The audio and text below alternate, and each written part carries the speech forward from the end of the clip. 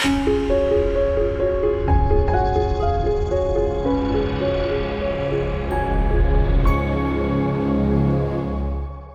pozdravljeni v pripravi na letošnje državnozborske volitve, ki bodo, kot vemo, 22. marca. Tokrat predstavljamo stranko Fokus, stranko Marka Lotriča. Z nami v tem studiu so Marko Lotrič. Dober dan. Vi ste ustanovitelj in predsednik stranke. Potem doktorica Monika Kirbiš Rojs, tudi soustanoviteljica stranke. In pa gospa Marjeta Šmit, magistrica Marjeta Šmit, vi pa pravzaprav kandidirate. Vi kandidirate v volilnem okraju Škofja Loka 1. Ste pa vsi tudi v vodstvu stranke, ne, če prav razumem. Dobro, zdaj začnimo najprej s tem bistvenim. Gospod Lotrič, zakaj ste ustanovili stranko Fokus? Delo se mora splačati, trud in znanje pa morata biti nagrajena. Tega je v Sloveniji vse premalo, zato sva se skupaj z dr. Moniko Kirbiš Rojs odločila, da je nastopil čas, da ponudimo eno zdravo, razumsko, razvojno opcijo za naslednje volitve.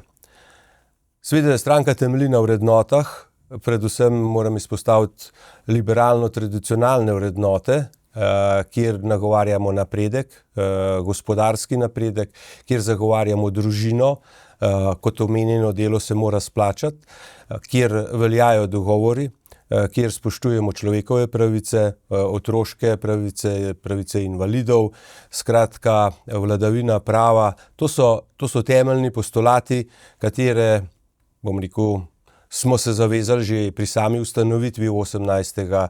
januarja preteklo leto. Takrat smo tudi predstavili osnovni plan stranke, ki se pravzaprav res drži tudi zdajšnje priprave na volitve v državni zbor. In sicer smo si kot za cilj postavili dva temeljna področja dela, to sta gospodarstvo in pa regionalni razvoj. Temu smo potem v nadaljevanju seveda dodali še druge, predvsem se nam zdi pomembno ranljive skupine in pa izobraževanje. To je predvsem izvira iz našega, bom rekel, tudi delno poklicnega, več pa v temu, ker nam je mar za ljudi.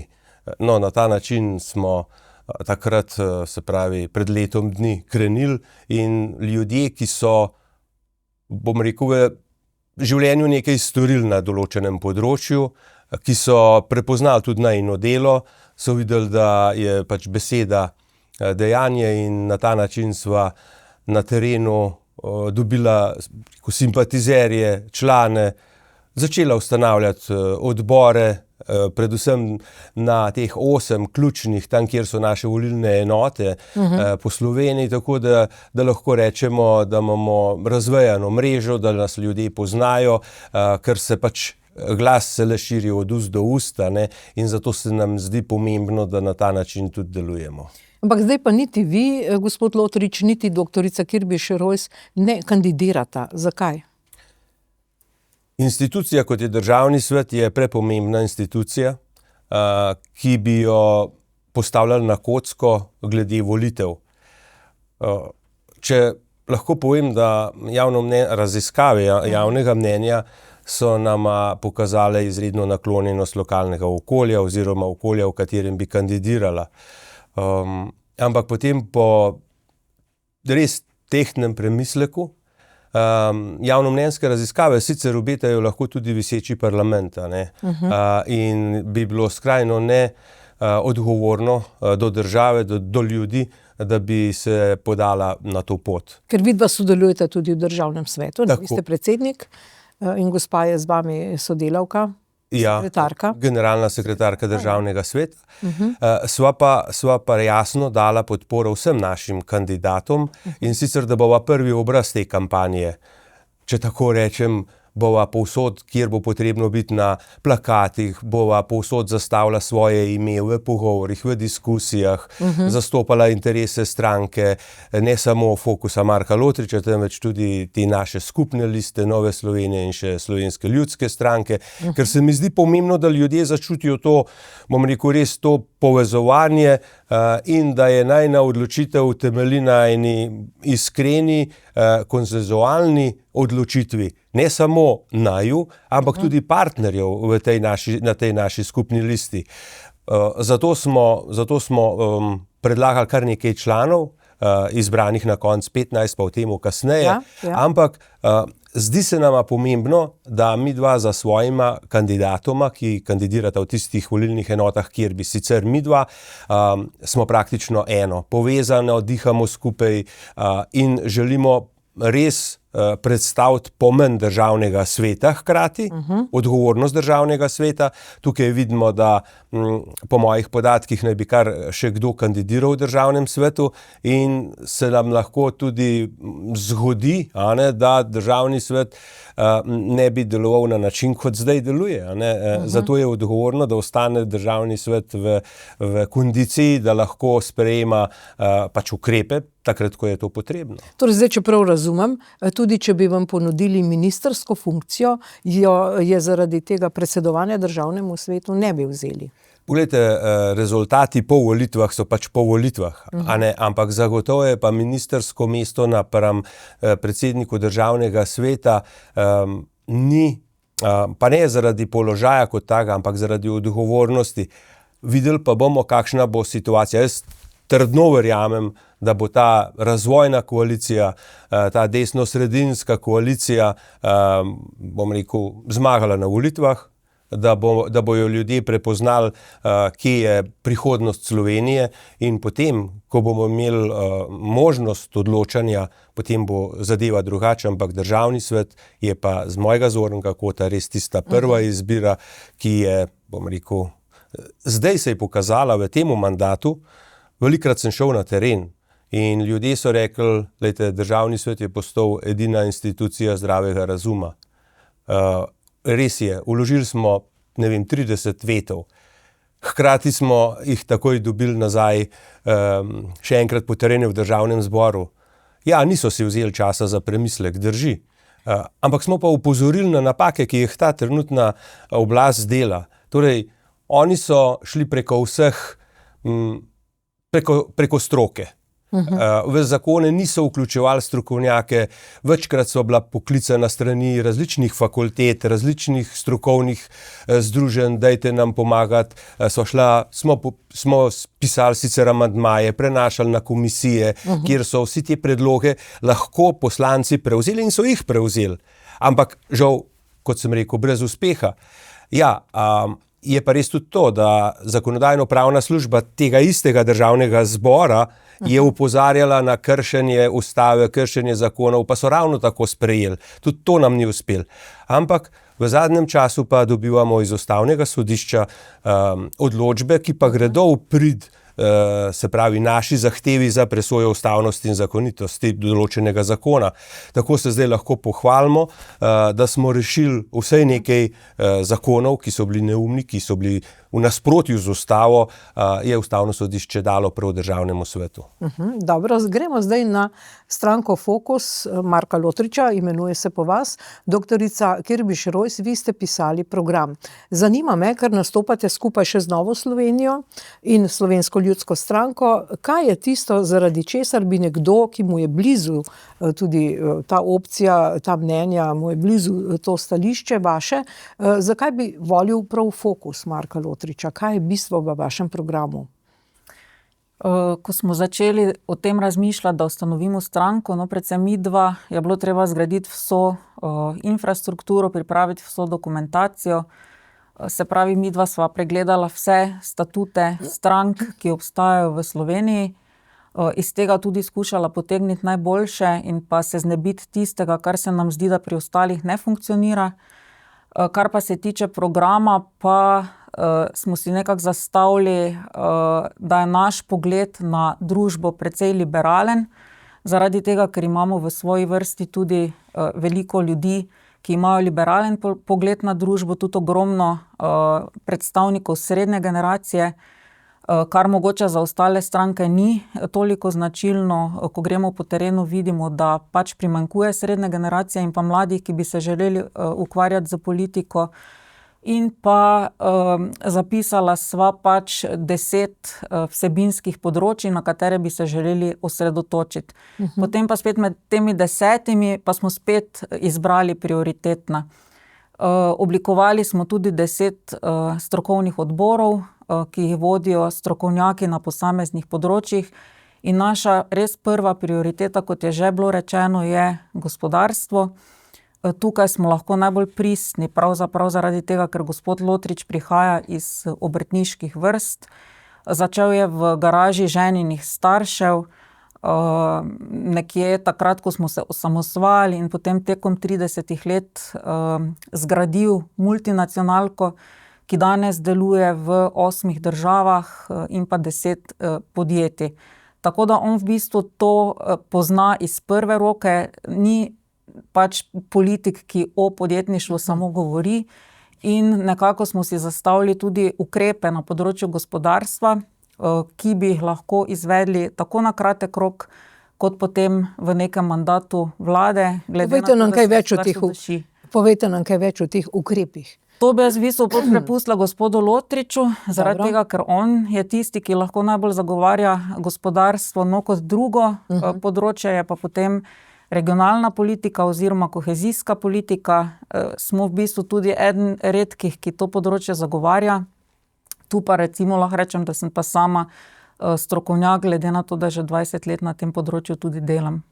Torej, vendarle vidva ne kandidirata, to je tisto bistveno vprašanje. Torej, kdo bi zdaj to zagovarjal v stranki, kateri so tisti kandidati in kdo naj vas voli? Podjetniki, kaj to pomeni liberalno, tržno liberalno, v kakšnem smislu?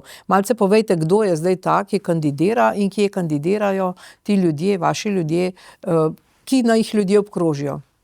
Torej, predvsem so ljudje, ki so s svojim delom že dokazali, da so nekaj ustvarili, da nekaj znajo. So aktivni tudi še študentje določeni. Predvsem se mi pa zdi, da je potreben ljudem pokazati smer, katero, kot ste rekla, katero zagovarjamo. Poglejte, če se dotaknem potem svojega področja gospodarstva, potem vidimo, da samo močno gospodarstvo nam lahko zagotovi socialno državo. Naj bo to postulat vsega in da se delo mora splačati. Zdaj pa, če gremo majčkeno kje začeti. Pa začnimo recimo pri obrtnikih, pri podjetnikih, tam, kjer se v družinskih podjetjih ljudje ukvarjajo z preživetjem. Namreč trenutno nam zakonodaja zelo, teži espeje, pa recimo pri dolgotrajni oskrbi, verjamem, da je bilo to že veliko povedano, ampak SP mora po zakonu vplačati 2%, kar je v nasprotju z recimo zaposlenim. Zakaj? Zato, ker SP je svojevrstna oblika zaposlitve in vsi stroški padejo na tega posameznika in 1+1% kot zaposleni in kot delodajalec, to je v isti osebi, ne more še enkrat več plačati kot vsi ostali. No, in to je že ena zadeva, ki jo je treba nemudoma popraviti. Torej, dolgotrajna oskrba, če bi vi imeli ministrstvo oziroma kakršenkoli vpliv v novi vladi, bi kaj naredili s tem pobiranjem denarja?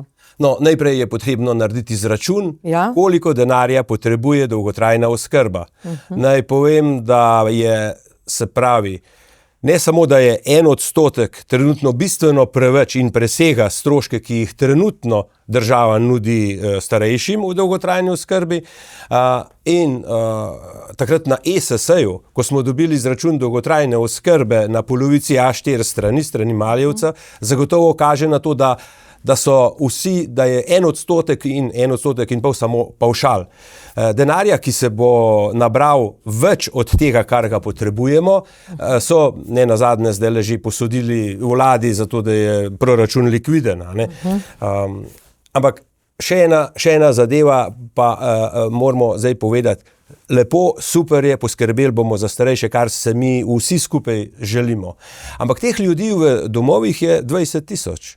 napram vsem starejšim, upokojencev je 650 tisoč, to pomeni, da mi zdaj rešujemo nek položaj 20 tisočih ljudi in zaradi tega delamo en ogromen pomp. Zanemarjamo pa ljudi, ki so doma. A ne, se pravi, delo, dolgotrajna oskrba na domu sploh ne funkcionira in tukaj nam manjka ljudi. A ne, zato je sistem pač napačno zastavljen in pa recimo pri dolgotrajni oskrbi moramo pogledati, da jo plačujejo tudi upokojenci. Pa to je perverzno, da od nekoga, ki je po zakonu celo življenje delal, a ne, in plačeval, mu danes odtrgajo ta odstotek od zagotovljenih pravic. To je po mojem mišljenju je to protiustavno. A ne, tako da pa sicer se pravi, obremenjevanje te istih ljudi, zato da bo peščica dobila več, a ne, se mi zdi res ni v redu. Perverzno. Ni v redu, res. Ja. To je perverzno, tako kot sem rekel, in ta denar moramo ljudem pustiti, da bojo lahko preživeli. Pa pogledamo, kako upokojenka, upokojenec doma mora še od tistih 700 evrov pač dati pol kosila ali pa kosilo na mesec. Mislim, moramo se vprašati, s čim se ljudje ukvarjamo. Ja, super je, da bomo poskrbeli. Ampak tudi danes, recimo, ko so pripravljali dolgotrajno oskrbo, niso dali noter preprostega ocena stroškov, kar se tiče najemnin. In danes rešujejo te občine z denarjem iz občinskih sredstev, ki mimogrede, ko bo prišlo računsko sodišče in bo ugotovilo neskladje, ker so občine dale denar recimo za najemnino doma.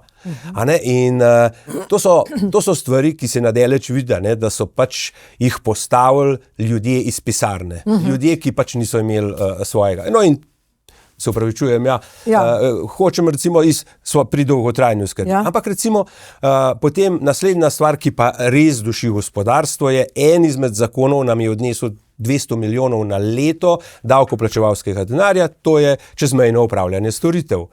Ljudje, ki delajo recimo v Avstriji, Nemčiji, Švici, so postali v momentu s sprejemom tega zakona nekonkurenčni.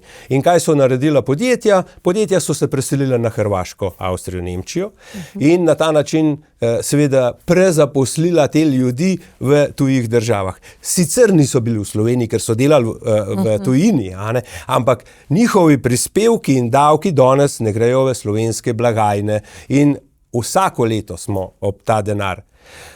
Potem, da torej tudi na tem področju bi naredili spremembo, če boste vladi? Absolutno. Pametne vlade na tem področju naredijo samo en ukrep in to je, da vkalkulirajo ta višek denarja v kompenzacijo pri dohodnini za te posameznike. Tako delajo vse zahodne države, Hrvaška tega zakona nima, da pa veste, zakaj se je to sprejelo, to so bile pa zahteve sindikata in vlade, levice predvsem, da še tukaj zabijajo žebu v krsto gospodarstvu. No, še eno podvprašanje pri dolgotrajni oskrbi, ko že omenjate Računsko sodišče pa Ustavno sodišče. Zdaj zanima me, preveč so pobrali, ta hip je 143 milijonov, ki se zdaj selijo sem pa tja od Zavoda za zdravstveno zavarovanje v proračun. Ali je treba tu napisati kakšno ovadbo? Namreč ljudje smo siti tega, da se ves čas nekaj po svoje delajo, ves čas nekaj na meji zakona, konec koncev pobirajo nek denar, kar tako.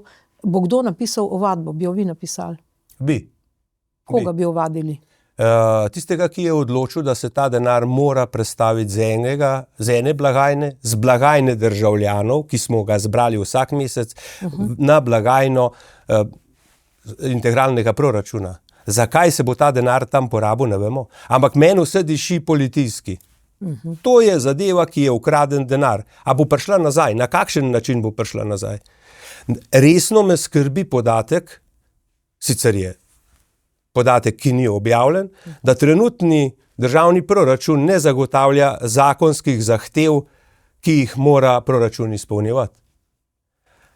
Mi smo se v lanskem letu kot država zakreditirali za 2 milijardi, dodatni 2 milijardi in dodatno smo skoraj 2 milijardi davkov pobrali od gospodarstva.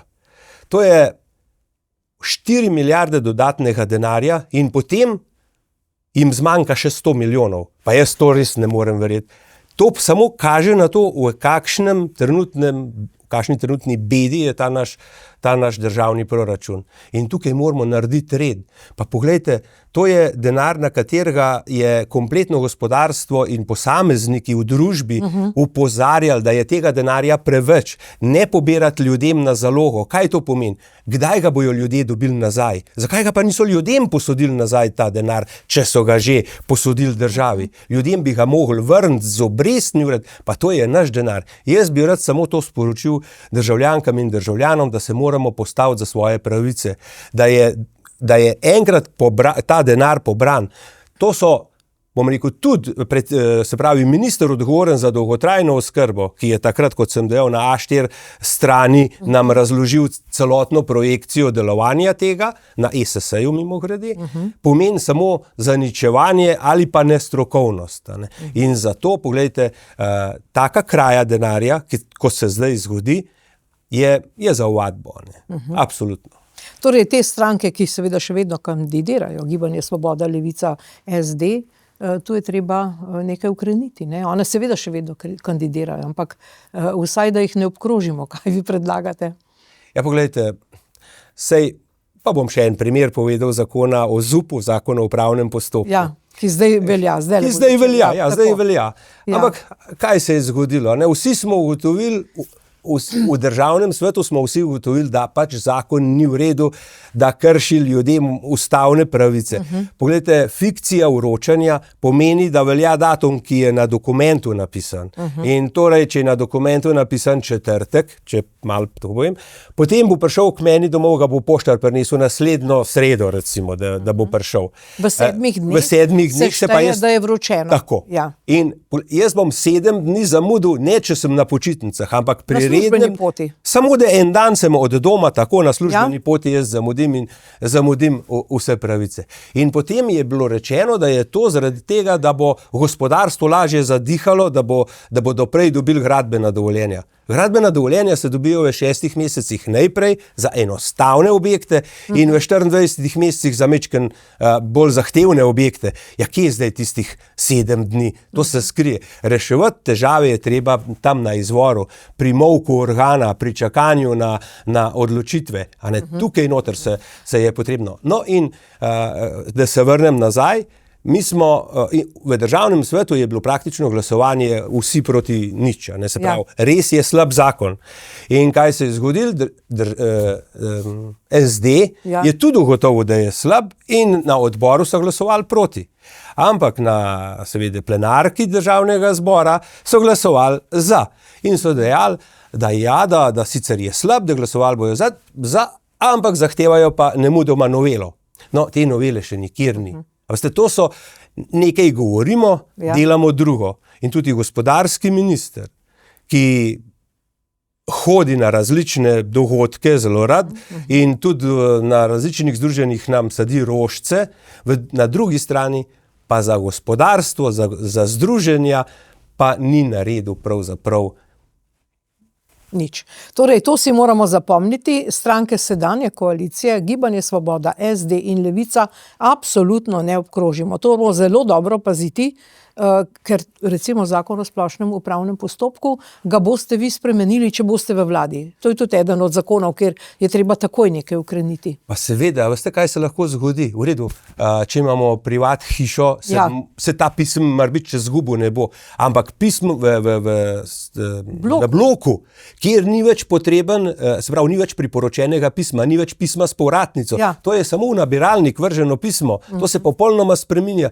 In kako se lahko zgodi pri množici tega, da pa lahko tudi poštar zgreši. Čist človeško je, da se pa v reklamah zatakne. Kjerkoli. In poglejte, te zadeve je treba nujno spremeniti. Nujnost treba spremeniti, tako kot sem prej rekel, zakon o čezmejnem opravljanju storitev. To pač duši gospodarsko pobudo. Ampak problem je v tem, veste, ko mi rečemo, da duši nekaj gospodarstvo. To duši ljudi. Njihove plače so majhne in mi bi sam to rad, da bi z reformo, pa mogoče v nadaljevanju še davčno in tako naprej, ampak mi bi s temu radi dvigali plače, ker mi se samo pogovarjamo o minimalni plači. Pa za božjo voljo, pri v gospodarstvu minimalnih plač je zelo malo. Pri obrtnikih, podjetnikih, družinskih podjetij jaz ne poznam skoraj podjetnika, da bi ljudi plačal samo z minimalno plačo. Problem je tukaj javna uprava, ampak to se ne rešuje s takim dvigom, ker kaj se zgodi? Poglejte, pri minimalni plači se nam takoj povečajo vse javne storitve. Vrtci, domovi za starejše, komunalna podjetja, se pravi občine morajo plačati. Vse se podraži v trenutku. No in en primer iz Kranja, kjer bo tega denarja za investicije, zato zmanjkalo 14 milijonov. Po podatkih, ki smo jih slišali na regijskem obisku. Teh 14 milijonov bodo pa kje dobili iz davka na NUSZ, iz davka NUSZ, ki po zakonu mora iti v investicije, ne pa v plače. To je nadomestilo za uporabo stavbnega zemljišča, ja, ki so pa itak že napovedali nek nov davek. Bog ne dej, da zmaga Gibanje Svoboda, ker potem je pa konec. Ne, poglejte, a ne se tudi vse te napovedi danes, ko krožijo, bojo naredili nekaj za SP-je, pa bojo zmanjšali. Ja. Te ljudje ne ločijo hruške od jabolka. Pa zakaj? Ker SP-ji so tako različni, kot smo ljudje. Recimo, če vzameva keramičarja, ki za upravljanje storitev bistveno več materijala ugradi, kot pa je njegovo delo, in vsi bojo zdaj na recimo, ne vem, 30 000 ali pa 15 000. Pa on samo materijala kupi iz trgovine za več. Kakšna pomoč je to SP-jem? Ja, to se pravi, čeprav razumem, da greva potem na gospo, ki je kandidatka, v glavnem, večinoma vaši kandidati, ki so zdaj na teh listah, so podjetniki, ali kako je? Kdo so vaši kandidati? Ja, trije so kandidati, ki so prav zaposleni, ki imajo svojo obrt. Recimo Marko Kajzer, tukaj v Šiški 4, to je področje Medvod in same začetka Šentvida. On je obrtnik leta, podjetnik, obrtnik že dolga leta. Potem imamo Anžeta, zelo mladega, Anžeta Plevnika iz Trbovlj, kjer recimo začenja eno svojo podjetniško pot, ima že zaposlene, njegovo razmišljanje je res zanimivo. Potem imamo tudi v Mariboru Mojco Tovornik, ki ravno tako živi in diha s podjetništvom. Seveda, ker smo pa želeli uravnotežiti, tudi sam, seveda, kot je bilo že rečeno, kot je generalna povedala, prihajam pač iz obrti, iz podjetništva 91. leta, takrat je vse cvetelo, takrat je buhtelo od energije in je nas šlo veliko med SP in res ženo smo v tej garaži njenih staršev to začela. In moram reči, da znanje od tega in kako nasloviti stvari nam je jasno. In še nekaj, da bojo. Ne pričakujem najnižjih davkov na svetu. Sploh ne. Jaz pričakujem poštene, predvidljive, razumne davke, zato da socialna država lahko funkcionira. Ker na ta način, kot se zdaj pelje, kot Levica pelje to politiko dela družine, vidimo, da ne za delo in ne za družino, demografijo, ne dela dober na dolgi rok. Delajo dober za njene volitve. Marksistično internacionalo. Ja. Dobro, zdaj gremo na kandidatko, to pa je magistrica Marjeta Šmit. Vi pa prihajate z področja izobraževanja. Kako pa boste vi zagovarjali ta program in kaj boste vi predlagali? Kje ste vi pokriti v tem programu? Tako je, lepo zdrav. Prihajam iz Škofje Loke. Namreč že celo delovno dobo delam, sem najprej učiteljica, sedaj pa že več kot 25 let ravnateljica osnovne šole za otroke s posebnimi potrebami. Imam to srečo, da praktično od 14. leta dalje sem povezana s Škofjo Loko in sicer najprej seveda sem hodila v srednjo šolo, na gimnazijo, potem pa študij in takoj zaposlitev, tako da verjamem, da lahko pomagam in delujem tudi v Škofji Loki. Hkrati pa, ker je to šola za otroke s posebnimi potrebami, imamo več ustanoviteljev. Tako, na primer, smo do leta 1998, ko je prišlo do družbenega premoženja, v resnici bili ustanovljeni od občine Škofja Loka, potem pa se je to ustanoviteljstvo preneslo še na druge občine, na širše, se pravi Škofja Loka Železniki, Žiri, Gorenja vas, Poljane, od leta 2021 pa tudi Medvode. Tako da lahko trdim, da to področje poznam. Seveda, znanje je vrednota Slovenije. In znanje, verjamemo v stranki Fokus Marka Lotriča, je najtesneje povezano z gospodarstvom. In verjamemo, da vsak posameznik, ki je izpolnjen, ki je uresničen in ki je kompetenten, lahko pripomore k blaginji celotne države in tudi socialne države. Zakaj se boste zavzemali? Recimo, kaj je v programu? Je to program kakšnega vajeništva, teh srednjih strokovnih šol? Je tu kakšna sprememba, ki jo vi zagovarjate, vizavi tega, kar imamo danes, recimo? Tako je. Mi zelo zagovarjamo dualni program. Zelo zagovarjamo povezovanje šolskega sistema z izobraževanjem. In verjamemo, da je z gospodarstvom in politiko. Namreč šolski sistem je danes še prevečkrat odmaknjen od realnih potreb gospodarstva, pa tudi družbe. In želimo narediti ta sistem bolj fleksibilen. Glejte, danes se mora dijak, ali pa če začnemo pravzaprav v vrtcu z otrokom, kako želimo, da se bo otrok počutil, kaj želimo, da se otrok nauči v vrtcu, kaj učenec v osnovni šoli, kaj dijak v srednji šoli, kaj študent in kakšnega odraslega, kompetentnega, zadovoljnega, izpolnjenega želimo. In tukaj vidimo, da se naši dijaki, ali pa če rečemo že v osnovni šoli, morajo učiti preveč teoretičnih vsebin. Poznamo učbenike in poglejte, učitelji nam poročajo, da so učbeniki danes v 9. razredu to, kar je bilo včasih v učbenikih 1. in 2. letnika gimnazije. Tako tudi dijaki v srednjih šolah se morajo učiti nečesa, kar nikoli ne bodo uporabili in potrebovali. Ampak hkrati in pa prav zaradi tega, ker morajo vso to množico učne snovi memorirati, se učiti na pamet. Ja, še vedno je preveč tega. To se pravi, vi bi vplivali prek programa nekih zakonov, da se spremeni ta kurikulum, da se spremeni vsebina teh učnih programov. Tako da dejansko ostane prostor za to, da se učimo kritičnega mišljenja, da so dijaki, da so učenci, študenti ustvarjalni, da imajo nove ideje, da na ta način, da so sproščeni, da so na ta način prisostvujejo in da nekako jih naučimo v kritičnem mišljenju soočati različne poglede, iskati različne argumente in ugotavljati, zakaj ena stvar deluje, zakaj neka stvar ne deluje. Če kdo je danes umetna inteligenca nam pokazala, da učenje na pamet in memoriranje, da je to pasé. Verjetno marsikdo od nas kdaj v življenju ni dokončal kakšnega seminarja ali pa tudi neupravičeno ni prišel do diplome. Danes recimo z umetno inteligenco in seveda kritičnim mišljenjem ob tem ne bo več takšnih kandidatov.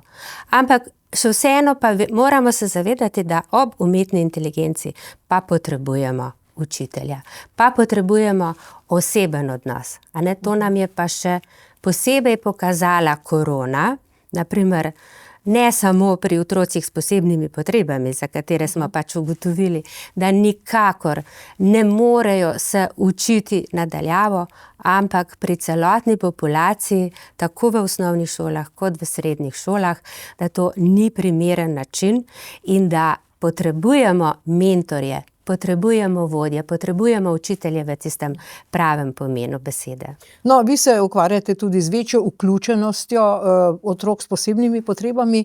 Zdaj povejte mi, te dni pač odmeva neka zgodba iz Kamnika, neka deklica ne more na izlet z ostalimi v Rim ali pa naj ne bi šla. Poznate to zgodbo? Kako bi vi rešili tak problem? Konkretno te zgodbe ne poznam, poznam pa polno drugih podobnih zgodb, kjer so seveda otroci z različnimi oviranostmi in želimo, tukaj vidimo zakonodaja, jih opredeljuje recimo kot otroke s primanjkljaji na področju senzorike, gibalno ovirani. Imamo pa tudi otroke, ki jih zakonodaja, pač če rečemo, da so z nekimi oviranostmi na intelektualnem področju. Zdaj je pa vsem tudi seveda veliko dolgotrajno bolnih otrok imamo, ker vemo in vse te specifike vplivajo na to, kam lahko v katere programe, v kakšne dejavnosti lahko otroke vključujemo. In tukaj je potreben res razmislek, na kakšen način in če slučajno, kar se lahko zgodi, da kakšen otrok ne more se udeležiti nekega programa, ki ga šola ali pa kakšna druga ustanova pač organizira, da se razmisli, kaj se lahko ponudi kot nadomestek. Torej bi vi zakonsko predpisali nekega spremljevalca v takem primeru? Absolutno. V tem našem sistemu, v naši zakonodaji imamo točno predpisano, katerim otrokom pripadajo spremljevalci, ali zaradi dolgotrajno bolnega, ali je to spremljevalec skupine, ta deluje v razredu, čeprav je za posameznega otroka, lahko pa gre tudi za spremljevalca gibalno oviranega. Vsak od njih ima svojo nalogo, ampak v tem primeru seveda opravi vse tiste naloge, ki jih posamezen otrok ne more, in na ta način seveda se zagotavlja večja vključenost. Dobro, doktorica Kirbiš Rojs, zdaj pa gremo k temu vašemu področju, to je regionalizacija. Vi ste napisali program, lahko seveda še več poveste o tem programu stranke Fokus Marka Lotriča, predvsem pa tudi o tem področju regionalizacije. Nam se zdi to področje izjemno pomembno, predvsem kar se tiče koriščenja evropskih sredstev. Po eni strani vidimo, da brezsramno vlada pravzaprav obljublja neke nove obremenitve za državni proračun. Recimo oktobra, novembra rečejo, zdaj bomo pa dobili božičnico. Pri tem jih ne zanima, na kak način bojo podjetja to zmogla. Potem dvig minimalne plače, na drugi strani pa imamo evropska sredstva, ki ostajajo nepokoriščena. Po podatkih Evropske komisije je Slovenija trenutno na 24. mestu, kar se tiče koriščenja kohezijske politike 21-27. Se pravi med zadnjimi, medtem ko v Evropski uniji se pogovarjajo že o tem, kaj bojo prioritete v obdobju 2028 do 2035. Zdaj mi imamo v programu zapisano tudi uvedbo pokrajin. Vidimo, da se na 140,000 v bistvu dnevno vozi v Ljubljano na delo. Ta številka v bistvu konstantno narašča zadnjih 10-15 let in se ne zmanjšuje, kar pomeni, da bo pritisk na glavno mesto, če se ne bo nekaj spremenilo, vedno večji. Hkrati se tudi zavedamo, da če ne bo večine v parlamentu, se pravi ustavne večine, tudi pokrajine bo možno uvesti. Zaradi tega, ker za sprejem zakonodaje potrebujemo 2/3 glasov. Poleg tega bo o tako velikem projektu še enkrat treba vprašati ljudi, kaj si o tem mislijo na referendumu. Trenutno je nekako vzdušje glede pokrajin takšno, da se ljudje bojijo, da bi to bila šele ena dodatna birokracija v celotnem sistemu. Imajo slabe izkušnje, sicer je bil pravi čas mogoče za uvedbo pokrajin takrat, ko smo se osamosvajali, ampak jaz mislim, da v roku 1 ali pa 2 let bi jih lahko na pravi način, če bi z ljudmi tudi komunicirali, prepričali. Koliko pokrajin bi vi uveljavili? Tu se vedno začne in pa konča, na žalost, razprava. Nikdar se nobena politika ne osredotoči na vsebino, ampak vedno se skregajo dobesedno pri tem, koliko pokrajin bi imeli in pa kako bi se imenovale, pa kaj bi bile glavna mesta pokrajin. Mi nekako zagovarjamo tam med 8 in pa 12 pokrajin. Mogoče je še najbolj logična številka 12, kljub temu, da smo tako mali. To pa zaradi tega, ker se je Slovenija nekako tekom teh let po naravni poti razvijala v smeri 12 pokrajin. Se pravi, zdravstvo imamo že organizirano na regionalni ravni, socialno varstvo, Da teh 12 civilno zaščito, vse to nekako je po že v teh 12 regijah deluje ja. in tudi vsi mi nekako gravitiramo v teh regijah k nekemu glavnemu mestu znotraj teh regij, tako da to je nekako ta naravna pot, ki bi jo In ta zasledovali. prepir, pač katero bo glavno mesto in kaj se tu dogaja, zakaj je to tak prepir? Saj se ve, Maribor ali kako, kakšna naj bi bila zdaj ta glavna mesta? Ja, meni je sicer to nelogičen prepir osebno zaradi tega, ker pač na ta način vsi živimo od malega, ampak jaz verjamem, da se tudi te manjše občine, okoliške občine potem spet bojijo centralizacije znotraj regije. Kar bi še rada poudarila, ne vem, vsak, ki bo prevzel ta resor, jaz mislim, da mora najprej narediti revizijo trenutnega poslovanja, recimo načrt za okrevanje in odpornost se konec leta 2026 izteka. To pomeni, če do takrat sredstva ne bodo porabljena, bodo prerazporejena drugim državam članicam. Zdaj, glede na to, da so še volitve vmes, jaz mislim, da je to izjemno težka naloga to pripeljati do konca. Plus tega, če ne bi imeli teh dokumentov evropskih, mi ne bi imeli vseh teh reform, mini reform, na pokojninski reformi, na zdravstvenem področju, ker enostavno so bile te reforme zapisane v načrt za okrevanje in odpornost in vkolikor ne bi vsaj nekaj malega naredili, mi tudi evropskega denarja v višini skoraj 5 milijard ne bi dobili. To se pravi, te Golobove reforme, tako rečeno, so pravzaprav zapovedane v temu programu za odpornost, sicer sploh evropskih sredstev ne bi bilo. To ni bil zdaj njegov izum, a ne, ampak so bili dolžni to in zato tudi hitijo na ta način. To ni bil njihov izum, tudi v začetku smo recimo poslušali ogromne kritike na naš račun, zakaj smo napisali tak dokument. Danes recimo se za tem dokumentom hvalijo.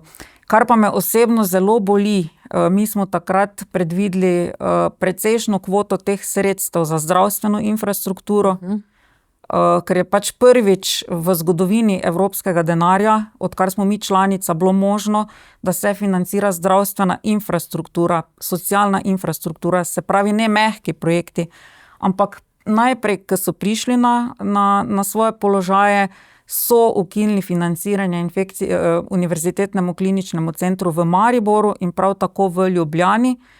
Ta denar je bil preusmerjen, sedaj pa se denar za gradnjo te infrastrukture porablja iz državnega proračuna, se pravi iz domačih sredstev. Bil je na razpolago, ga niso vzeli, zdaj ga pa tu jemljajo, seveda nam, ne.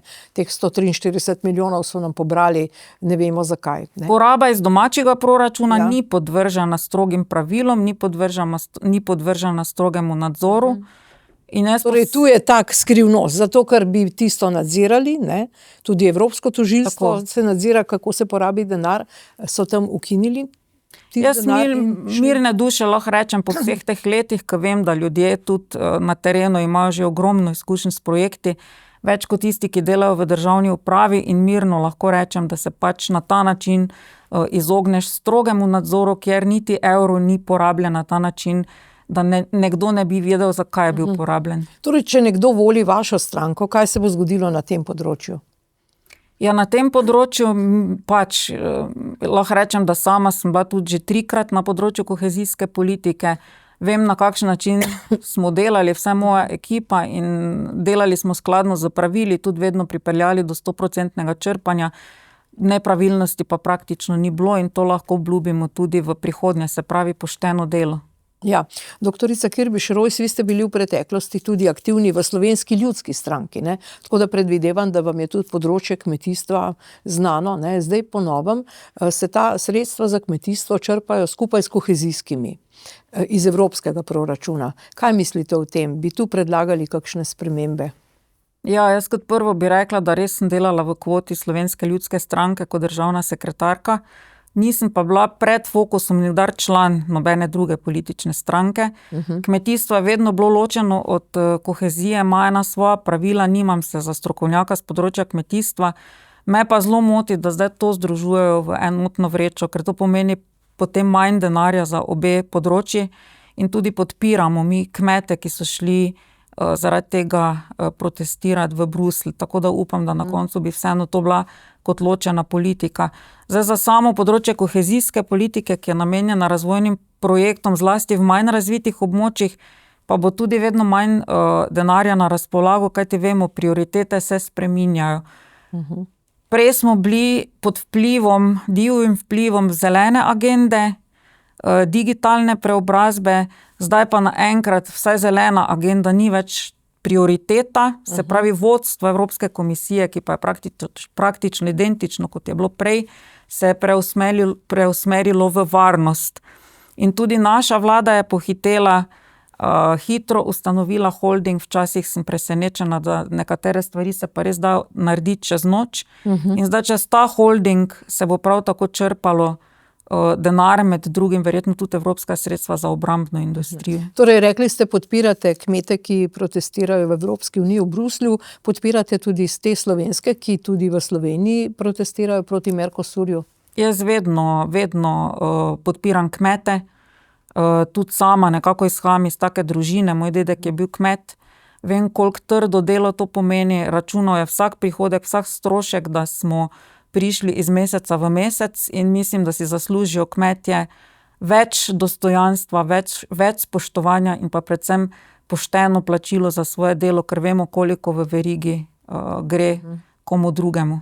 Dobro, gospod Lotrič, zdaj gospa je že nekako nakazala, dala iztočnico za to zeleno agendo in vse te davke, ki naj bi jih spremenili, upajmo, da bomo kaj zmanjšali, ne? Povejte nam, kako vi gledate na to zeleno agendo, ki je bila zelo intenzivna v času vlade Roberta Goloba. Zdaj se je izkazalo, da je teh elektrarn fotovoltaike preveč, da omrežje sploh ne zdrži, da zdaj ljudje ne bodo tako plačani, kot so mislili, da bodo. Kaj bi tu spremenili? Zelena agenda je povzročila glavobole gospodarstvu in socialni državi. Poglejte, vse premalo se danes govori o tem, kakšne težave še vedno so v gospodarstvu ravno zaradi energetike. To je ključni problem za konkurenčnost ne samo slovenskega, ampak tudi evropskega gospodarstva. Mi se ne moremo primerjati z ameriškim, kitajskim ali katerimkoli drugim gospodarstvom, ki imajo bistveno nižje cene na področju energetike. Sistem, ki ga je Slovenija zavzela in ob tako imenovanem sofinanciranju energetske draginje, je še vedno pomenilo, da podjetja plačujejo 10-krat, celo 20-krat več so plačevale elektriko v temu najbolj kriznem področju. Še danes plačujejo gospodarstva po, dajmo reči, vsej 2-kratni, 3-kratni ceni napram pred korono, recimo. Elektrika je pa osnovni gradnik proizvodnje. In kaj se je pokazalo? Bom začel z eno raziskavo, ki je bila podana, mislim, da 14 dni nazaj, kjer je prvič število zaposlenih v javnem sektorju preseglo število zaposlenih v proizvodnem sektorju. To kaže na to, da se pravi, ta padanje v proizvodnem procesu kaže na to, da nismo več konkurenčni. Enostavno je energetska kriza tako ubila gospodarstvo, se pravi konkurenčnost podjetij, da nismo več sposobni proizvajati storitve oziroma produkte za svetovni trg. In tukaj me resno skrbi. Poglejte, primer Taluma, kjer so proizvajali aluminij, so bili prisiljeni ukiniti linije za to proizvodnjo. Ja, bojo boljši časi, bo prišla ceneje elektrika, pa bodo ponovno zagnali. Pa to ne drži. Glejte, enkrat ustavljena proizvodnja, ljudje grejo na druga delovna mesta, eni se bodo upokojili, ni več prenosa znanja nazaj. Take linije ponovno vzpostaviti ali stane enormnega denarja, ali pa sploh ni več mogoče. Potem spekter ali pa druga posledica je izselitev podjetij iz Slovenije. Ker moramo vedeti, da ta energetska kriza se pa ni dotaknila našega okolja, vsej ne v takem obsegu. Če samo pogledamo recimo Bosno in Hercegovino, kjer pač ne spada v evropske pravila, to je dejstvo, ampak tja se je preselilo veliko galvanik, veliko zelenih galvanik, da ne bo pomote, da so v Sloveniji galvanike odprte in da spuščajo v okolje, ne vem kaj, ne, to so kot bazeni in vse, kar noter ostane, se potem to združi in se pravi na pravi način tudi uniči. Torej, izgubili smo delovna mesta na ta način in to se pravi, to je pri industriji. Ampak za sabo pač potegne tudi optimizacija vsega. In pravkar lahko beremo, da je Lidl preselil kompletno vodstvo na Hrvaško. Zakaj? Zaradi poslovnega okolja, zaradi tega, ker so plače preveč obdavčene, preveč oprispevčene in bom rekel, zadnjič mi je ena od vodij podjetja, enega uspešnega podjetja povedala, da če bi šla na Hrvaško, bi pri istem strošku za delodajalca ona si lahko odplačala v 20 letih stanovanje. A ne? To pomeni, kako smo v Sloveniji nekonkurenčni, odganjamo ljudi. Zato sem prej rekel, da znanje in trud morata biti nagrajena. In mi, če hočemo zadržati talente, ta znanje, potem moramo ponuditi ljudem možnost, da v Sloveniji tudi zaslužijo. Potem moramo na ta način tudi privabiti tujce. Pa kdo bi danes prišel v Slovenijo delati, če je nezaželen, absolutno je ožigosan takoj za kriminalca, samo da je podjetnik, samo da je direktor na bilo katerem podjetju in da zasluži več od povprečja, to je že nekaj državni protielement, in tega je treba uničiti. Ravno nasprotno, vidimo, kako strokovnjaki, vrhunski upravljavci s premoženjem znajo dodati dodano vrednost. Kako v bistvu od njihovih plač živimo pravzaprav vsi bolje. Ker majhne plače, ki jih prejema recimo nekje 250 tisoč ljudi v Sloveniji, prispeva zelo majčken del v socialno državo. To se pravi, kaj bi zdaj naredili, kakšne spremembe bi predlagali glede omrežnine? Ta je bila boom v tem mandatu, to je bila katastrofa in še vedno je. Mogoče bi ukinili kakšno agencijo v zvezi s tem, kakšno za energetiko, mogoče te minimalne plače, davki, tuji delavci. Imate kakšen koncept teh sprememb, ki bi jih predlagali? No, najprej generalno je potrebno dohodninsko lestvico za vse v Sloveniji, seveda spremeniti na način, kot je bila spremenjena pred to vlado. Moramo vedeti, ko je trenutna vlada z Robertom Golobom prišla na oblast, je spremenila dohodninsko lestvico in tako, bom rekel, vzela ljudem denar. In bistveno več denarja, kot pa so ga danes, recimo, ga lahko dobimo skozi bombončke, če tako rečem. Zakaj je pomembna ta dohodninska lestvica? Ker se postavi razmerje v državi. Mi moramo vedeti, da srednji razred v Sloveniji trenutno je krava molznica, ki samo še, ne vem, ki jo samo še silimo k temu, da daje, nič mi pa ne dajemo za jesti. In problem je v tem, ker se nam te ljudje izseljujejo. Zato je treba s to davčno reformo zagotoviti vzdržnost dobrih plač. Ne samo minimalne plače, ker moramo priznati, jaz verjamem, da je težko preživeti z majhnim denarjem, ampak mi smo 6. v Evropi po višini minimalne plače. Oziroma smo, lahko rečem, skoraj 5. zdaj s tem povišanjem. Smo na 5. mestu. To kaže na nek sistemski problem. Druga zadeva je, da mi nimamo bogatih ljudi v Sloveniji. In te bogati ljudje, športniki, znanstveniki, strokovnjaki, so v offshore. Tako, so v Monaku, v drugih offshore državah, kjer lahko nalagajo ta denar. Jaz predlagam, oziroma Fokus Marka Lotriča predlaga, da uvedemo še eno stopnjo obdavčitve in sicer vsi tisti, ki zaslužijo več kot 800 tisoč ali milijon evrov na leto, da se obdavči ta del nad tem samo oziroma z 9%. Podobno kot delajo pametne države. Švica nima nič. Ja. Oni rečejo, te so že toliko denarja zaslužili, so že vse plačali. Ja, tako.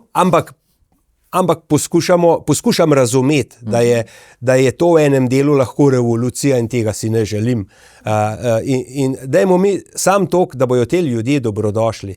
Najlažje je to ponazoriti športniki, zaradi tega, ker jih imamo v srcu. Ampak tudi te ljudje morajo živeti, morajo denar, ki je bil zaslužen, ga uporabljajo naprej. In poglejte, ves ta denar, ki pride v državo, ja pa to bogati našo družbo, to daje delovna mesta sodržavljanom, ljudem tukaj v Sloveniji. Zaradi tega imamo recimo, hvala vsem, zaradi tega deluje kultura, zaradi tega deluje športne organizacije, gasilstvo, civilna zaščita. Poglejte, koliko tega denarja gre kot donacija vsem tem društvom iz strani gospodarstva. In te ljudje, to so, poznamo mecene, to so bili meceni zdavnaj v družbi, ampak mi s to levičarsko politiko, vsi enaki v revščini, pomeni, da ne bomo imeli nobene stvari, tudi ne športnikov in ne kulturnikov. In ta davčna zakonodaja, jaz mislim, da to je ena izmed prvih stvari.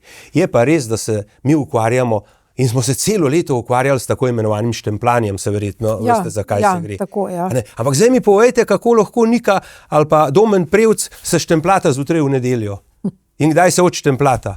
Ja, mislim, pa dajmo biti realni, dajmo mi enkrat reči, da je ta evidentiranje mora biti zelo primerno, je seveda povsod tam, kjer imamo eno delovno mesto in delodajalec, recimo tovarna, ima, ne vem, ograjo okrog tovarne, ljudje delajo na enem mestu, pridejo v zgradbo, tam to sploh ni problema. Problemi so pa povsod tam, kjer se dogaja teren. Tam, kjer se dogaja, tako kot sem omenil, pri vseh teh poklicih, ki so intelektualne narave. Ampak to se pač trenutni vladi ni dalo dopovedati in so potem 2 leti smo se ne samo 1 leto ukvarjali s tem štempljanjem. In še eno težavo imamo v gospodarstvu, da ko izbruhne neka težava, nek prekršek, ki se naredi, ki ga naredi podjetnik, obrtnik, ja, odgovarjati more. Absolutno. Nedovoljenih praks jih vsi zavračamo. Zgodi se pa v Sloveniji to, da potem sprejmemo zakon, da preprečuje take prakse. Zaradi nekaj primerov. Ampak veste kako, mi imamo pravila v prometu in zaradi ene prometne nesreče bi kaj? Spremenili zakon, ki bi drugače urejal promet.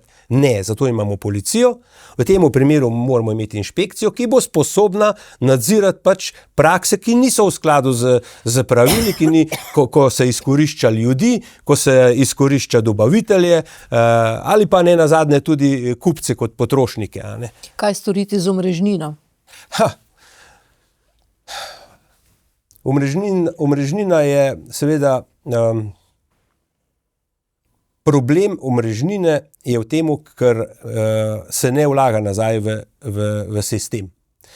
Če pogledamo samo kakšen mesec nazaj, ko je padlo 10 cm snega in je potrgalo električne vode, zato so bili ljudje 3 dni brez meso in tako naprej, da ne rečemo v skrinjah, vse je šlo rakom žvižgati. Ampak zakaj? Tega včasih ni bilo. Ja, seveda, zaradi tega, ker so vzdrževali širino pas, kjer je daljnovod potekal. Danes do tega ne pride. Ja, potem se pa drevo podere. Tako je. To je nevzdrževanje. In mene zanima res najprej izračun pobranega denarja in nazaj vlaganja denarja. Prepričan pa sem, da vsa ta javna podjetja, kot so omrežninski denar, kot je energija, da imajo veliko rezerve ali tako imenovane dodane vrednosti, ker so monopolisti, ker lahko ta denar potem, se vidimo, vse nečednosti, ki se dogajajo s tem javnim denarjem, vidimo, največje nagrade se pa talajo prav v teh javnih podjetjih, kot da so tako uspešne. Ne, samo monopol jim omogoča razdelitev tega denarja. Zato je pa treba resno zračunati. Jaz vem, da je absolutno omrežnina potrebna za vzdrževanje energije, se pravi vodov, kablov, če tako rečem. Samo nekaj mi ni jasno. Zakaj zdaj? Včasih smo plačevali energijo in je bilo vse v tej energiji. Ja. Danes pa moramo še omrežnino zraven. To se pravi, če nič ne porabimo. Če nobena energija ne steče. In še nekaj. In potem podjetja, recimo, ki so veliki potrošniki, Oni dobivajo elektriko na dvorišče z visokonapetostnega voda. Tu niso stroški. Oni so sami investirali v lastne transformatorske postaje, a veste, in jih ravno tako obdavčijo s to omrežnino. Drugače povedano, oni so se zamislili nek denar, ki ga morajo pobrati in so rekli, tilem bomo pa pobrali. Tu zadaj ne temelji nobena stroka, ampak samo način pobiranja denarja. Torej, kaj boste predlagali v zvezi s tem? V zvezi s tem vsak naj plača toliko, kot porabi.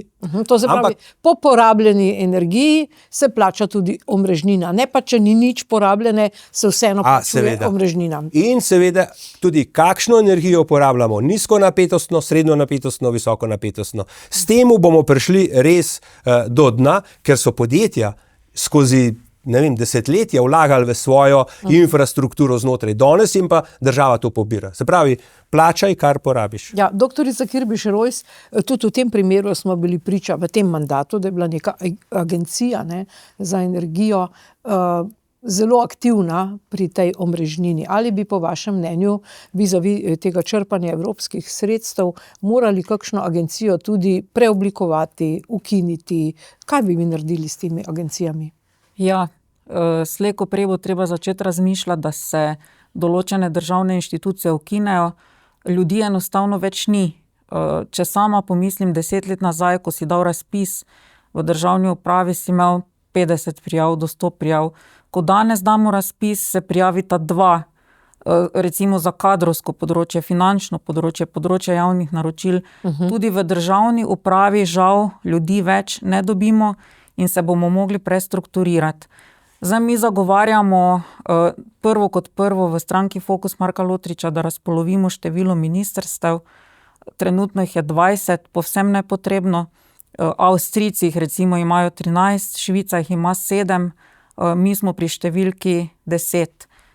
Tudi agencij, zavodov, skladov je ogromno in recimo samo pri koordinaciji evropskih sredstev to je nemogoče koordinirati. Ne moreš, enostavno je vsega preveč. Smo tudi v dobi digitalizacije, umetne inteligence, tako da neka delovna mesta že sama po sebi izginjajo. Recimo trend v svetu je, da ta middle management izginja, se pravi nekako ne potrebuješ več ljudi, šefov, ki samo zbirajo informacije od zaposlenih in jih potem v obliki nekih poročil prenašajo vodstvu. To zna danes početi že umetna inteligenca. Zavedamo se, da so posegi zlasti v državni upravi težki, kar se tiče zaposlovanja.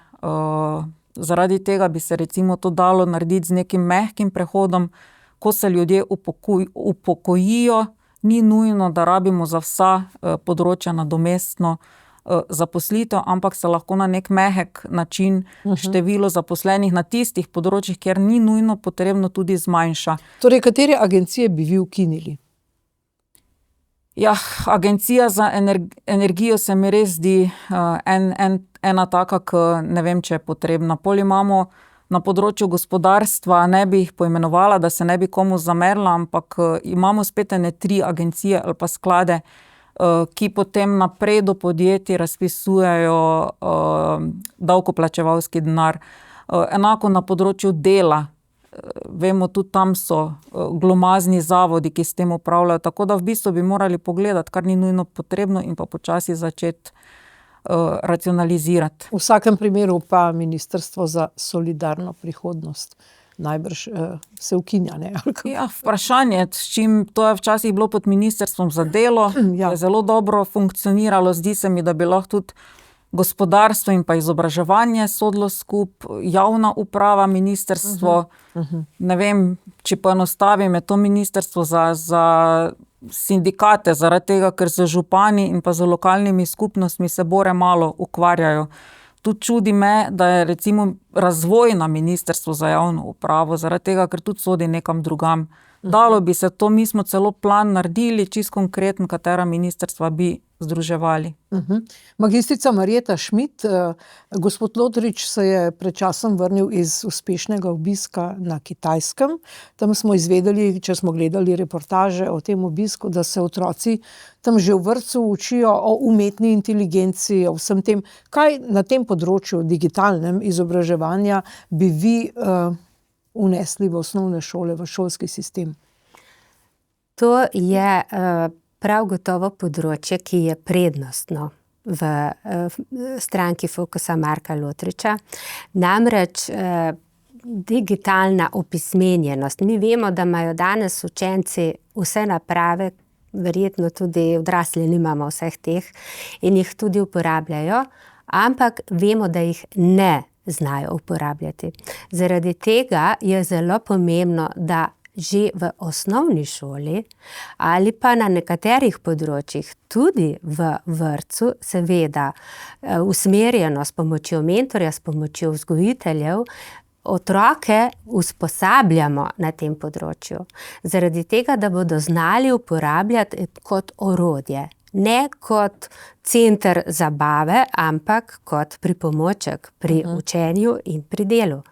Je pa res, da ko ste to omenili, mislim, da tukajle se nam velikokrat zgodi, da žagamo vejo, na kateri sedimo, a ne, tukajle je že gospa državna sekretarka oziroma doktor Monika Kirbiš Rojs omenila, da primanjkuje kadrov. Tudi na področju šolstva primanjkuje kadrov. In pri nas želimo podpreti učitelje, želimo podpreti ravnatelje v njihovem delovanju, v njihovi avtonomiji, da bodo lahko delovali na svojem področju, tudi smiselno pri uporabi tako digitalnih kompetenc, kot tudi umetne inteligence. Naprimer, zdajle konec leta 2025 je Ministrstvo za vzgojo in izobraževanje opravilo anketo, koliko učiteljev primanjkuje v osnovnih šolah. In so rezultati takšni, da primanjkuje učiteljev 1313, medtem ko pa je Združenje ravnateljev tudi opravilo svojo anketo, tam se je pa ugotovilo, da primanjkuje približno 4000 učiteljev.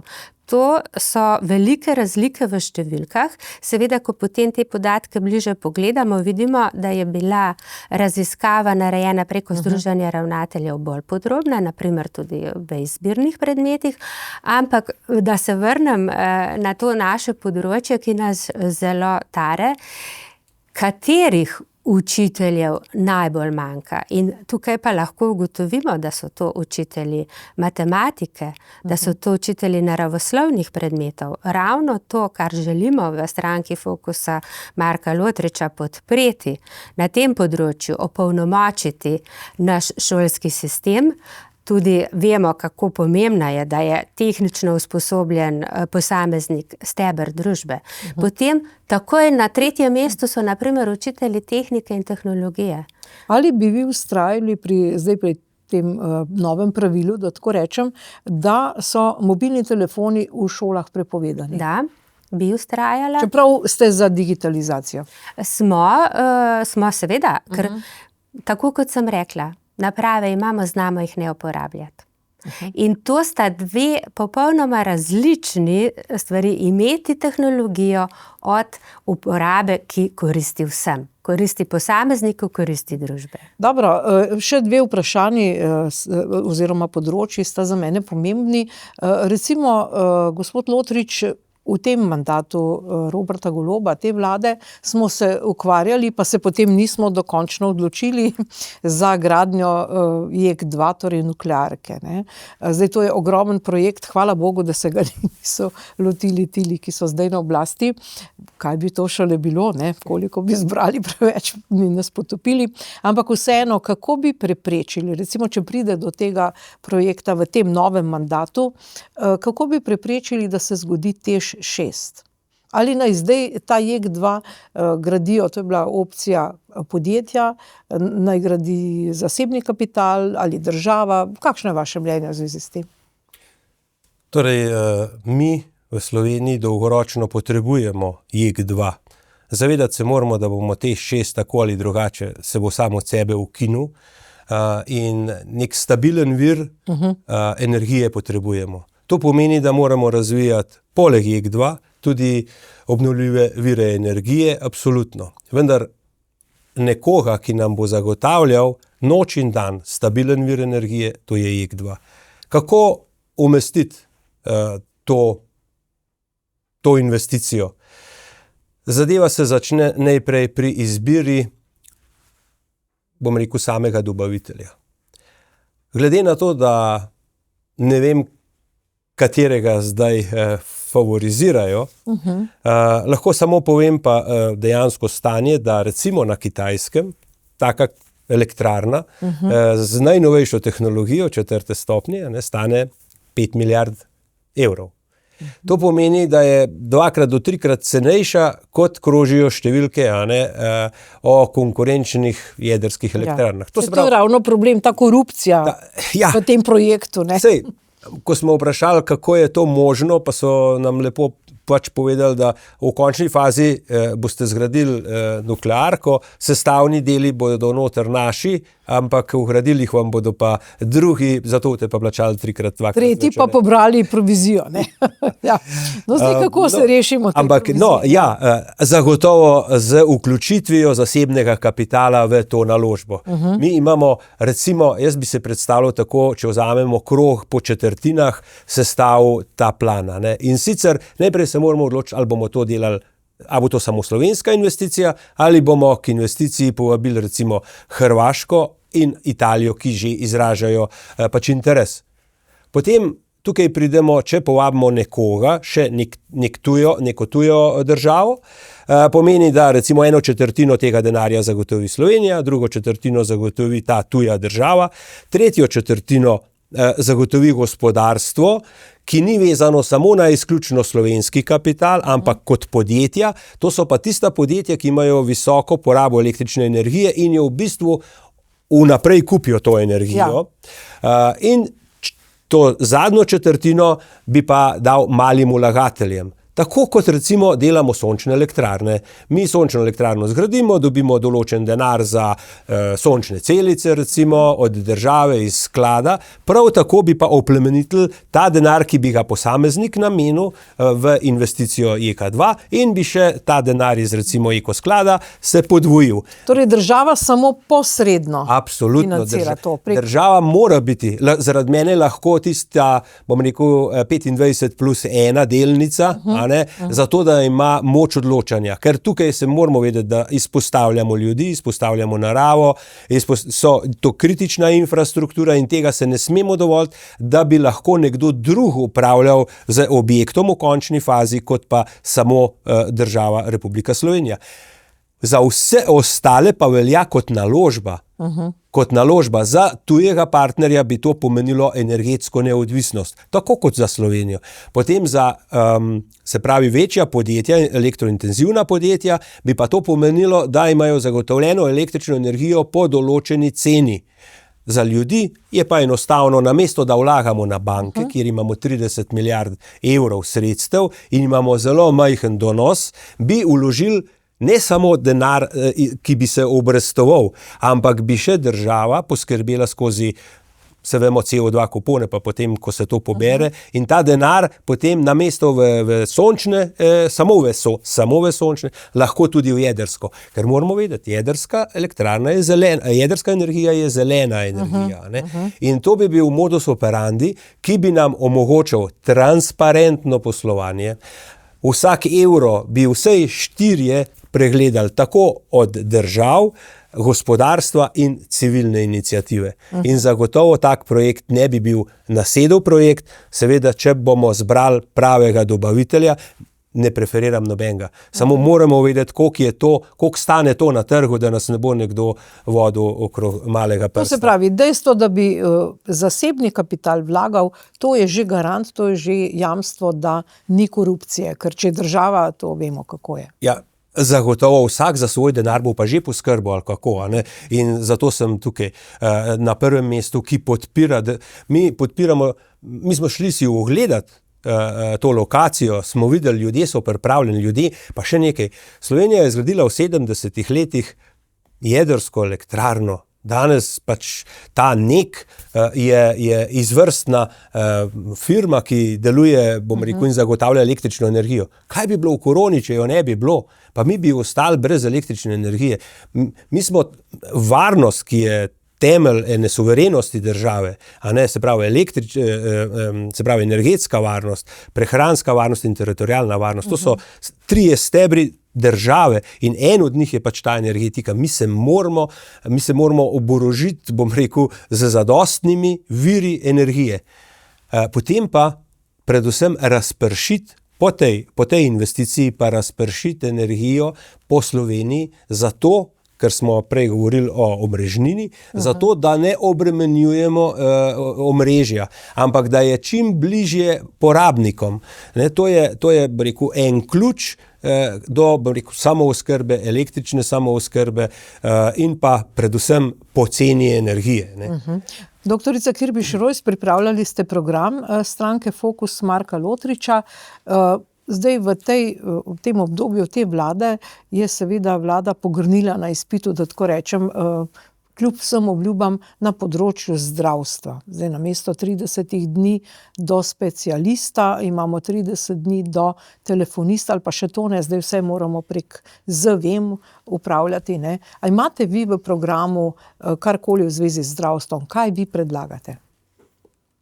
Ja, za zdravstvo imamo mi tudi poseben strokovni odbor, ki se s tem ukvarja, vodi ga magister Mirko Stopar. Trenutno smo v fazi, ko bomo ta program tudi uskladili z Novo Slovenijo in pa Slovensko ljudsko stranko.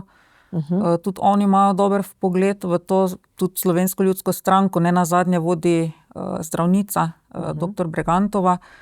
Zdaj naše videnje je, da bi recimo lahko precej naredili, če bi šli v smeri korporativnega upravljanja bolnišnic, se pravi na način, kot ga vodijo podjetja. Na ta način bi tudi recimo plačna politika se lahko v zdravstvu določala bolje kot zdaj, kot je pač vezana na pravila nekega javnega sektorja. Definitivno smo zagovorniki javnega zdravstva, vendar nikakor ne bi preganjali koncesionarjev, kot to počne sedanja vlada. Zaradi tega, ker mi moramo zmanjšati čakalne vrste in aktivirati vso zdravstveno osebje, ki v sistemu je. Ravno prejšnji teden smo bili tudi na obisku na Gorenjskem, in sicer v bolnišnici na Jesenicah. Tam so nam pokazali podatke, da ni problem število zaposlenih v sistemu. To je konstantno zadnjih 10 let, kar je tudi mene osebno začudilo. Mislila sem, da je zdravnikov in pa medicinskih sester vedno manj. To število je konstantno, tudi specializacije se razpisujejo, na nekaterih področjih manj, na nekaterih več. Problem pa je absentizem tudi v zdravstvu. Tako da mi imamo v Sloveniji problem absentizma tako v gospodarstvu kot v javnem sektorju. In konkretno v bolnišnici Jesenice so nam pokazali, da je konstantno 25% ljudi na bolniški odsotnosti. Tako da mislim, da je to tisto področje, ki bi ga morali najbolj urediti. Plus tega, te bolniške odsotnosti v breme delodajalcev, tu bi bilo treba ta čas skrajšati in verjamemo, da če bi, to je gospod Lotrič predlagal, če bi recimo 7. koledarski dan bolniške odsotnosti že padle v breme Zavoda za zdravstveno zavarovanje, potem bi tudi država verjetno razmislila, kaj spremeniti na tem področju. Tako da mi tudi menimo, da bi bilo treba Zavod za zdravstveno zavarovanje reformirati.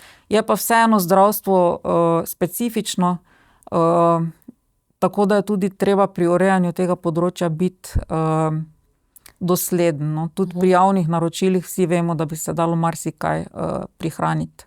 Gospod Lotrič, zdaj eno področje je še, to je področje medijev pa Ustavnega sodišča. To ste bili tudi sami v Državnem svetu aktivni v tem minulem mandatu, vsaj kar se tiče zakona o RTV Slovenija. Kako bi tu rešili to monolitnost, da tako rečem, mnenjsko monolitnost in enostranskost medijev, pa predvsem Ustavnega sodišča? Zdaj se obeta, da bo popolnoma zavilo v levo.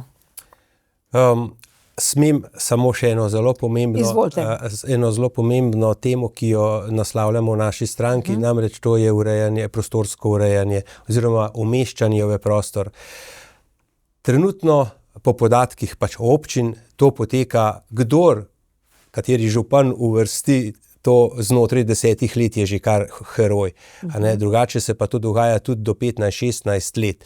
Tukaj nam cele generacije ljudi zapusti lahko določeno področje, določeno podeželje, infrastrukturni projekti nam ne grejo naprej, umeščanje v prostor zavira gospodarsko rast, vidimo, da ne moramo umeščati nobene proizvodne v prostor, ne moramo zidati si hiše, in to je ena ključna, bom rekel tudi, se pravi, program naše stranke je v temu, da to zadevo tukaj naredimo res. In sicer striktno uveljavljati molk upravnega organa.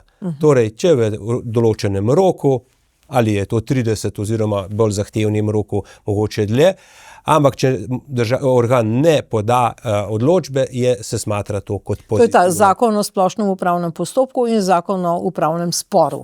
Te dva bi spremenili. Tako, ne? To se mi zdi, tako. Ampak to se mi zdi tukaj nasloviti, ker tukaj temelji naš razvoj na tem področju in zato, kot je prej dr. Monika Kirbiš-Rojs omenila evropske projekte. Evropski projekti se ne morejo izvajati, ker nimamo prostorskih planov. Tudi naše, bom rekel, logistike, železnice hitre in tretji pas okrog Ljubljane, to so stvari, ki so infrastrukturno izjemno pomembne in si jih je treba takoj lotiti, zato pa potrebujemo umeščanje v prostor na bistveno bolj hiter način. In točno vsi vemo, ki imamo težave. Prej ste omenila inštitucije. Ja, točno na direkcijah, določenih direkcijah je problem zaradi števila zaposlenih, ker jih ni zadosti, ker ni zadosti strokovnjakov in mi še kar vztrajamo in tam se samo čakalne vrste daljšajo. V redu. Mediji pa ustavno sodišče. Mediji, poglejte, jaz sem zelo vesel za današnje povabilo. To je ena redkih povabil, ki pride iz strani medijev, da se lahko naša stranka Fokus Marka Lotriča takole predstavi. Hvala za to povabilo. Namreč v vseh teh 3 letih, če pogledate nacionalno televizijo, mislim, da sem bil enkrat povabljen, in to je konec. In kot predsednik državnega sveta jaz verjamem, da bi ljudi zanimalo še marsikaj drugega, kot pa samo mnenje pač vladajoče strukture. Ne, jaz sem absolutno razočaran nad medijsko krajino. Razočaran sem nad tem, ker sledim denarnemu toku tudi na Telekomu in iz tega se zelo dobro vidi, kako se dodatno financirajo določeni mediji. Seveda tudi zadnji zakoni, ki gredo v digitalizacijo seveda medijev, vse kaže na to, kdo jih more dobiti ta denar in vsi vemo, da so pač to mediji, ki zagovarjajo politiko trenutne koalicije in da ne boste videli danes po televiziji, govorim o in določenih komercialnih televizijah, ki so najbolj gledane in nacionalni, ne boste videli drugega kot propagando za levo opcijo. Mislim, da vse mesta, ki so, bom rekel, ali nadzorni, ali programski, ali zdaj skupni odbor na RTV-ju, lahko mirno rečemo, da je to cvetober levičarskih pogleda na program.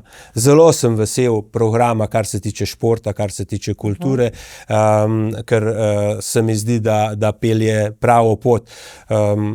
Drugače pa ne vem, jaz mislim, da strokovnjaki z medijskega področja, ker je tako skrajna razdelitev zdaj, mi kaže na to, da bi, ne vem, uvedli 2 različna dnevnika. 2 vsebine, ki bi jih vodili Raj tako. 1, raj 2, ne? No, tako. Kot italijanski, ne? Tako.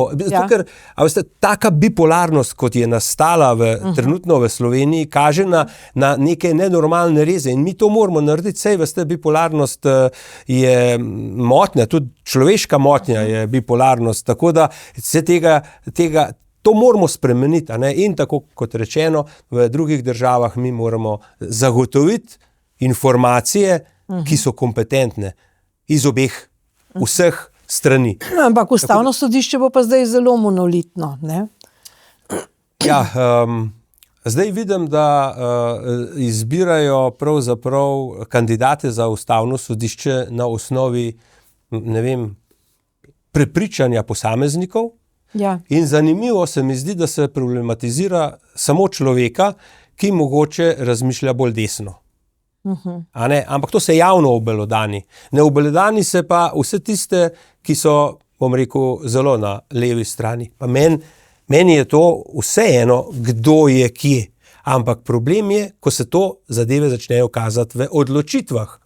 Odločitve ustavnega sodišča so pa pač vrh sodstva in verjamem, jaz bom rekel tako dobro, da smo v Evropski uniji, a ne? Da imamo potem še eno možnost, a ne? To je pa Evropsko sodišče in Evropsko sodišče za človekove pravice. Verjetno se bo število teh primerov še bistveno v prihodnje povečalo. Naj povem, da je Državni svet vložil, mislim, da je 11 zahtev za oceno ustavnosti in zakonitosti. Do zdaj smo dobili, kot sem že uvodoma povedal, smo dobili, mislim, da 4 pozitivne odločitve, oziroma tako, kot smo predvidevali, zahtevali.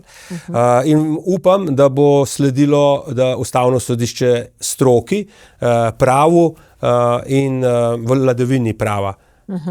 Zato bojim se pa seveda za tako nagnjenim bom rekel, ustavnim sodiščem, da nas ne čaka prav nič dobrega. Zato pozivam ljudi, da vsaj takrat, da vsake 4 leta, ko imamo možnost izbrati pametne voditelje, da se odločijo in da izberejo ljudi, katerim zaupajo, kateri so v življenju nekaj naredili, ki lahko pokažejo, bom rekel, sebe kot dober zgled. Dobro, gospa magistrica Marjeta Šmid, še zadnje vprašanje.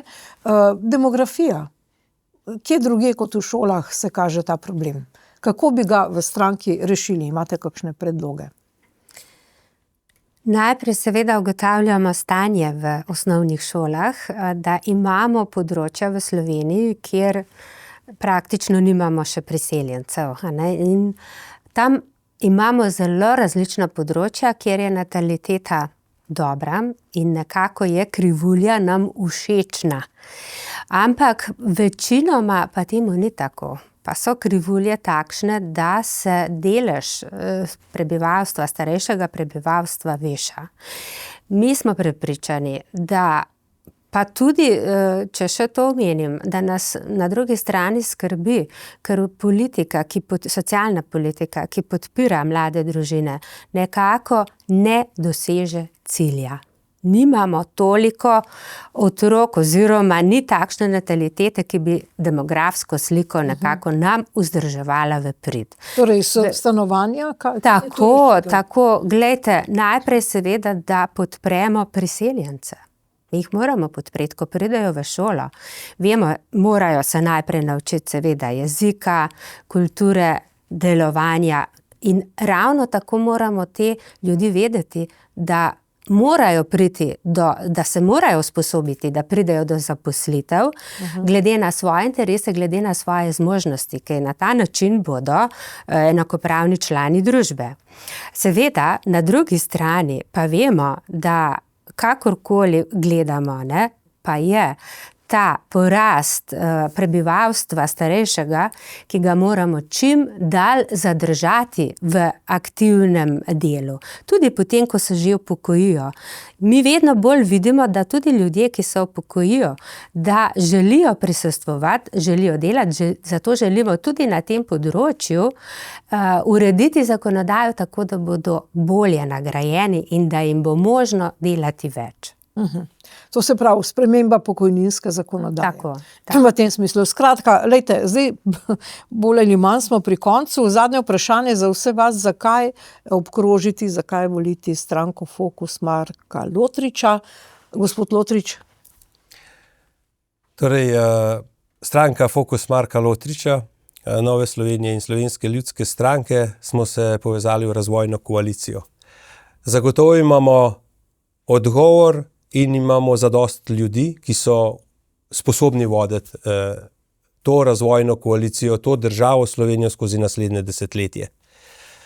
Zato se mi zdi, da so vrednote tiste, ki nas povezujejo, ki nas združujejo.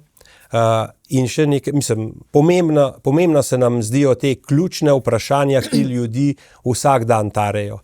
Področje zdravstva, področje ranljivih skupin. Seveda brez gospodarstva, brez privlačnega okolja, tako za mlade, starejše, tako za tuje talente, ne bomo mogli doseči, če ne bomo naredili dihanje z obemi pljuči v Sloveniji.